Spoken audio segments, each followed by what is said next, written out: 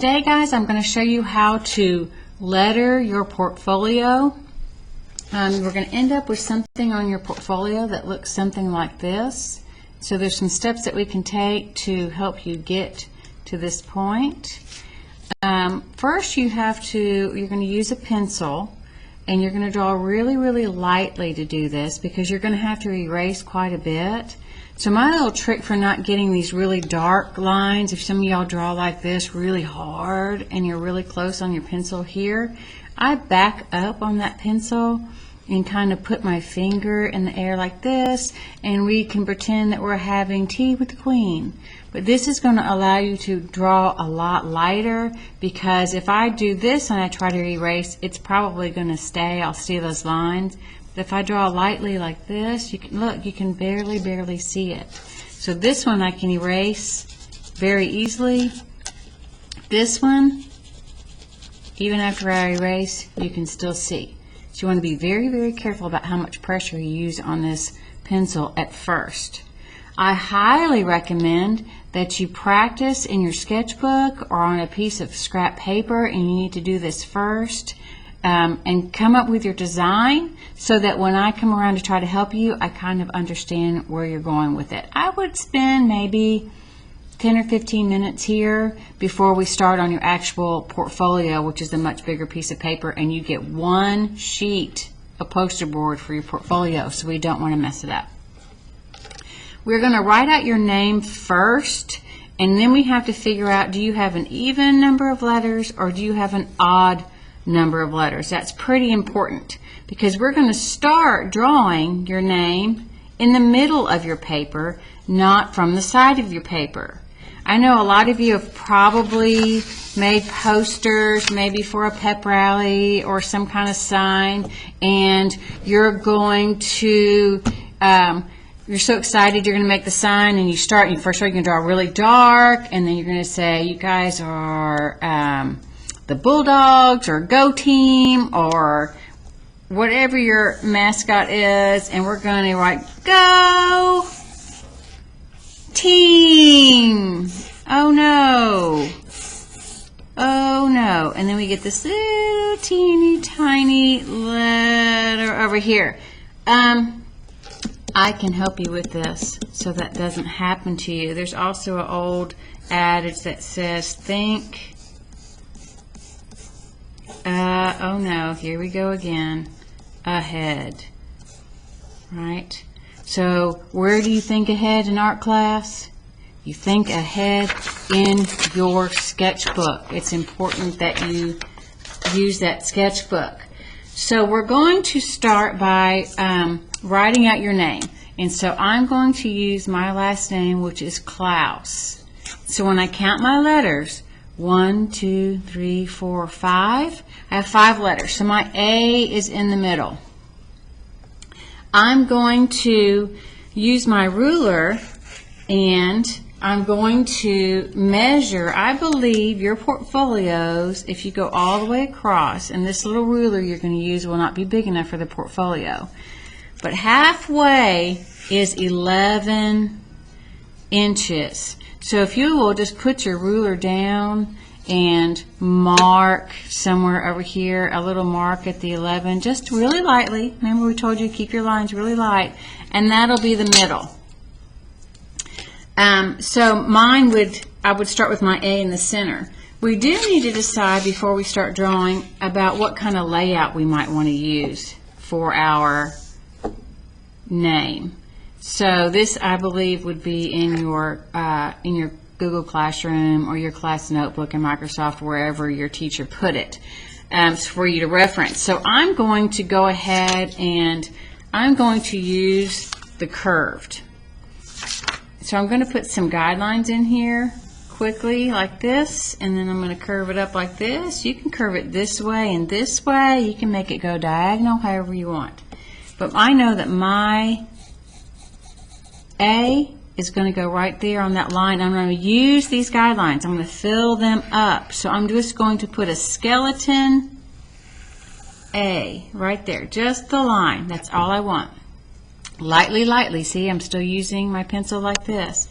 And then I'm going to lightly draw my U and see how I'm using the guidelines I made. And then I'm going to go to the other side and put in my L and my K. And I do this lightly. I might have to make some adjustments in here, but if I draw lightly enough, I can do that. I can erase them out. So that's really nice. I use my guidelines. My lines are very, very light. If you were to have a name that has an even number, so I'm going to maybe just put one here in the middle. I'm going to draw my guidelines very lightly. I'm going to measure again and try to find the center and draw this. So I'm not going to do a name. I'm just going to write a word. I'm going to say L-O-V-E. 4 letters. So I know that that's my center line. So then I'm going to start maybe over here on this side. I'm using my guidelines again. I'm using them all the way up, and the top of that guideline is the top of my E. The bottom of that guideline will be the bottom of my E. I'm going to put my O in here, and then you are welcome to change these up. Like if I'm doing love, maybe I want to make my O, maybe I want to make that a heart because it just feels like it should do that. Now you can overlap these letters. You're going to give your letters some width. So I need you to take what you've done and go around these letters, and you can start to see you can overlap in front of some of your other letters like that. You can decide, does the O need to go in front of the V or behind the E? Those are your decisions. You can, maybe I don't want the bubbly style. Maybe I want to add a little bit in here to my V, like this. And I think I want it to go behind my E. And then maybe my E is going to go like this. Please feel free to use your computer to reference some really cool graffiti style lettering. That's what they're for you to reference. Now, this is one of your assignments that you are allowed to use copyrighted images. These are images like if you are super great at drawing a cartoon character, maybe it's SpongeBob, maybe it's a Looney Tunes, maybe it's something like that. Those are copyrighted characters. If you were to sell something like this, you would have to pay them money to use their copyrighted images.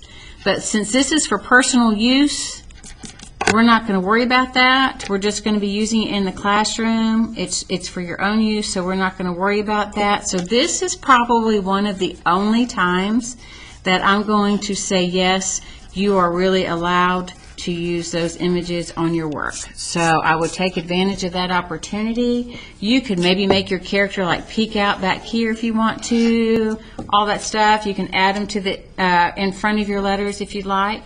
That's up to you.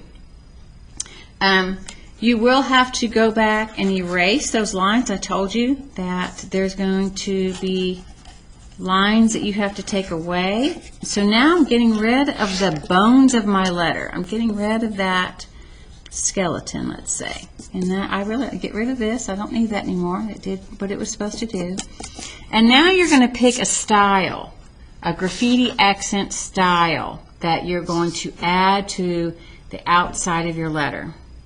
So basically the halo and the drips start out very similar, but then you can add the drippy stuff to it if you want to. So all you're going to do is add an echo line, that's what I call it, and you're just going to follow the outline of these letters that you've made all the way around.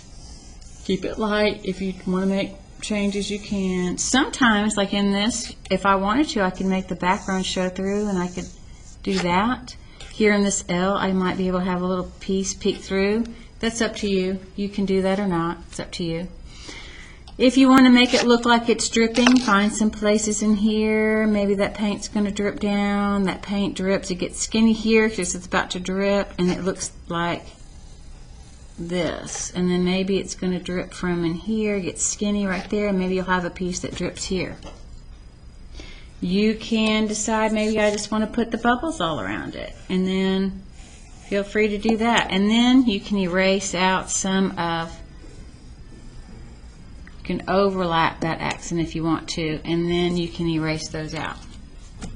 So once you get this here, and then if you wanted to add a character in here or something like that, that is great. I would go around it and trace all of these lines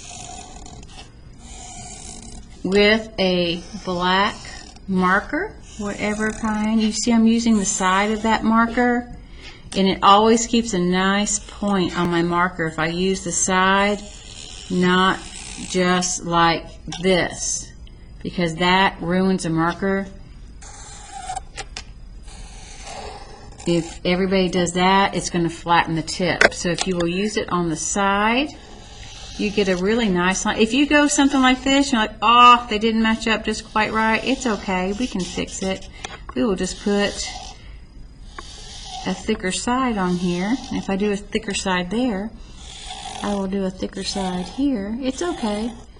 If you make a little mistake, just fix it. Make it look like you meant to do that. Perfectly okay. So you're going to go all the way around this. When you get done tracing all of these beautiful lines, then you will take a big eraser, and then you can get rid of all of this pencil line that you do not want. Okay? The last thing you're going to do, and your teacher will come around to help you, is we're going to put some, if you would like, I mean, you don't have to, but I really like it, you can put like a brick wall or something in the back. It looks like it almost looks like a sticker on the wall. And then you can alternate your bricks like this. When I say alternate, I mean the next one wouldn't go right underneath. It's kind of hard to see because my letters are on top, but I'm just going to pretend we know, and I'm just going to do this. And I've just made my little wall. And that's kind of what you guys will be doing on your portfolios. You will choose a color scheme for your name. You will practice blending these colors from one to the other. Be really careful, because sometimes if you do a purple and a yellow, those are complementary colors and they make brown. You'd want to be careful with red and green. You'd want to be careful with blue and orange, because when they meet together they make brown. If you're doing a rainbow theme like this one, make sure that your rainbow goes in the right order, or you're going to get in trouble right there.